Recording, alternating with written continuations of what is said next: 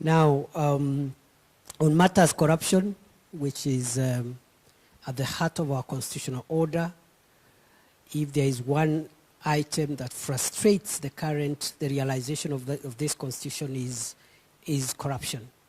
Clearly an unconstitutional conduct, and it strikes at the heart of the ideals of the people of Kenya as expressed in the current constitution. It is anti-people, and it is an existential threat to the sustainability of Kenya as a modern democracy. I dare say, from us in the national security space, we consider corruption as an existential national security threat, because it has the capacity of paralyzing all our sustainability arrangements in the economic, social, and other fronts. Now, allow me, I will not speak for too long, just allow me to say maybe two other things that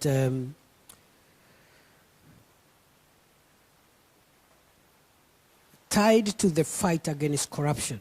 And I would want us to start thinking that we should, as a country, start shifting from fighting corruption as just a vice, as a moral vice, but look at it as a national security and national sustainability threat. Number two, the centerpiece of our constitution is the Bill of Rights. Is the Bill of Rights. And this Bill of Rights is the most, I think, one of the most progressive, putting together all the three generations of fundamental rights and freedoms together, which many countries have avoided. A constitution with enforceable socio-economic rights, which are supposed to improve the livelihoods of the people of Kenya. So corruption strikes at the heart of the constitution because it undermines the realization of the Bill of Rights, especially the socio-economic rights that are so central to this constitutional order. So as we deliver services, as we become accountable individually and collectively to the people, the fight against corruption and upholding the Bill of Rights, if you ask me, are the two matters that form the crown jewel of the realization of a better country. All of us exercise donated power. It's donated by the people, and therefore we are accountable to the people, and nobody is immune. Elected officials, appointed officials, all arms of government, all agencies, we are all accountable to the people and not to other, not necessarily to each other. And this leads me to argue that our accountability is both individual and collective. Because we are all creatures of the constitutional order, we are accountable to the people. That accountability is individual per institution. The executive is accountable to the people. The legislature is accountable to the people.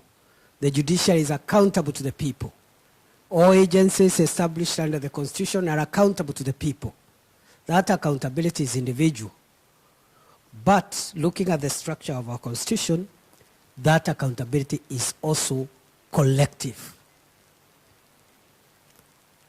It is collective in the sense that while we owe individual institutional accountability to the people, we are collectively bound to work together to deliver that accountability if the Constitution is to be realized.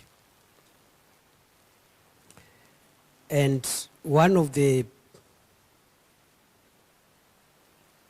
constant areas of debates when talking about the connectivity of the constitutional order and the connectivity of arms of government and the collective accountability for all of us, one of the issues that have always dominated discussions is on the issue of independent offices and independent institutions, including the judiciary and other offices which are independent as created under the Constitution. And leads me to say and to submit that the same Constitution that requires us to be collectively accountable to the people requires us to work together, and that together, working together, is for all of us, including independent offices and independent institutions. How do we deal with the tension between the fact that the institutional independence, which is a bedrock foundational principle of our Constitution, does not lead us to working in silos and therefore defeating the collectivity of our accountability? We have had